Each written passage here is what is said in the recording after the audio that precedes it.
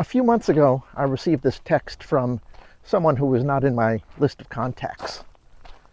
It said, "Hi Jesse, did you used to live at 711 Amsterdam Avenue in New York? I think we were friends."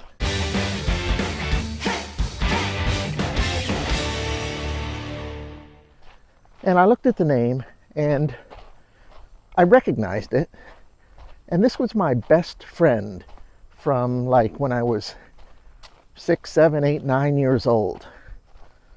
I had been born and raised in New York City, and I lived at 711 Amsterdam Avenue until we moved out in 1970. I was the age of 9.5.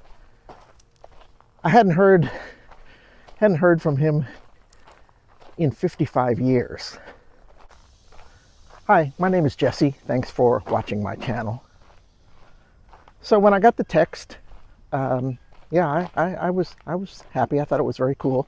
And we exchanged information. What are you doing now? What have you been doing for the last 55 years? That kind of thing. Just biographical information. And, we ended the chat and said, let's keep in touch. I said, let's keep in touch.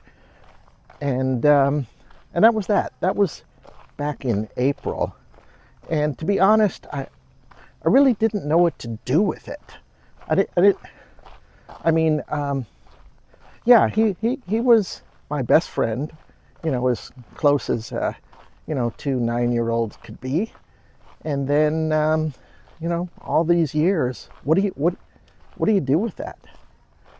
And I kind of thought about it here and there, and then, mostly didn't. Then this week, I picked up a new book. It's called A Field Guide to Getting Lost by Rebecca Solnit. I've just started it, so I don't know. It's a collection of short stories about what the title is saying. And in the second story, something really resonated with me. Some things we have so long as they remain lost. And some things are not lost as long as they are distant. Yeah, it really resonated with me and made me think about my friend and made me think about long-time friendships and how friendships come in and out of your life. And that's what I want to talk about today. After I finished that story, I contacted my friend, my long-lost friend, and we chatted a little more. I asked him if he ever got back to the old neighborhood, and he said, yeah, he does occasionally. He lives in New England, and I told him I get back there sometimes, and I asked him when was the next time he was going, and he and his family are going to be in New York in October. And, I told him, well, if I can arrange to be there, I'd love to have a chat, love to see you. And that's where we are right now. It's a beautiful September morning.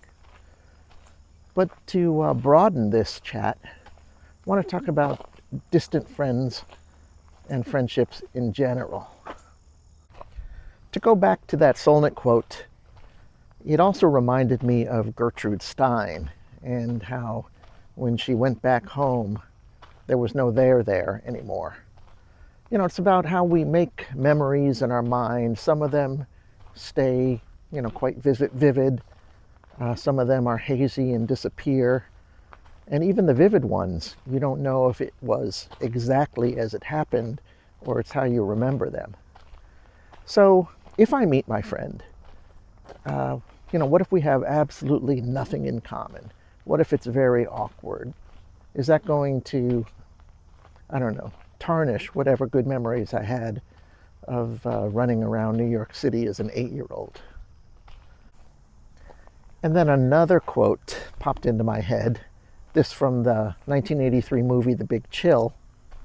A long time ago, we knew each other for a short time.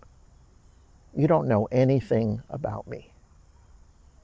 That really adds a kind of a sinister tinge that is not there in the case with my 8-year-old friend. But it's true with memories. We remember things often in the best light, and if we were to try to recreate it, what would we be in for?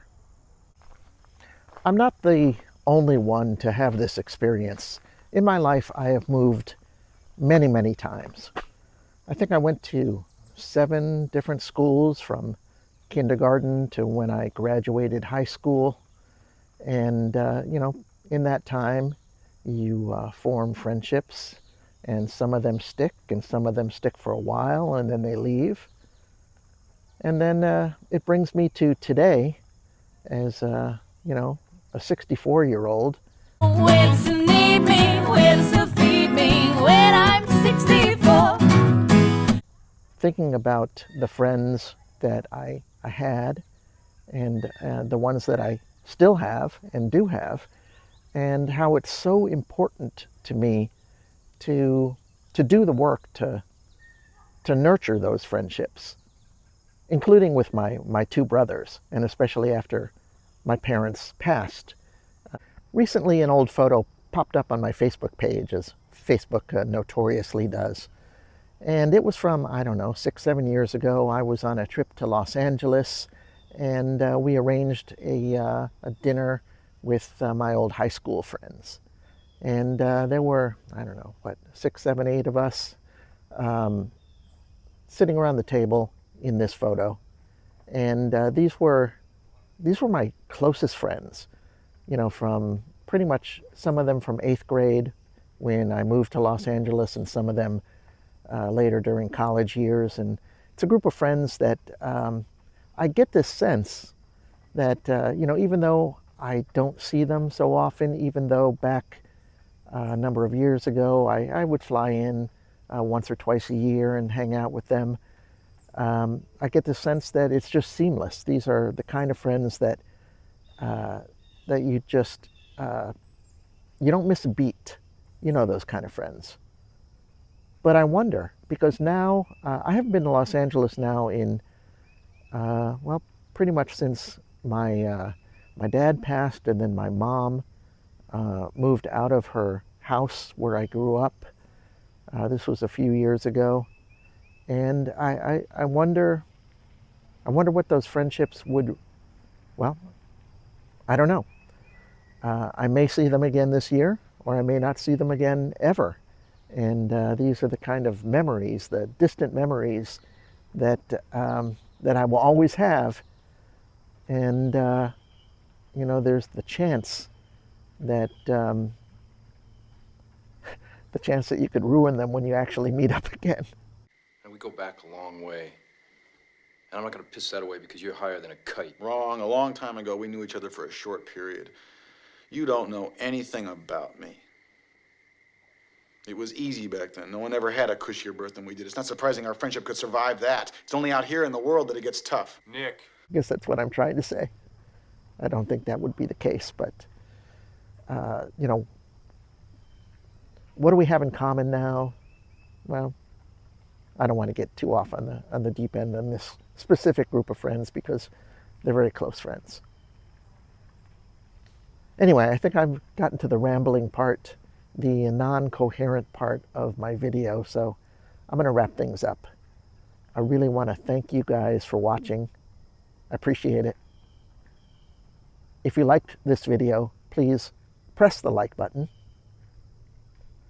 And I'd love to hear your comments. Drop a comment below. Finally, if you haven't already subscribed to my channel, subscribe. Till next time, see ya.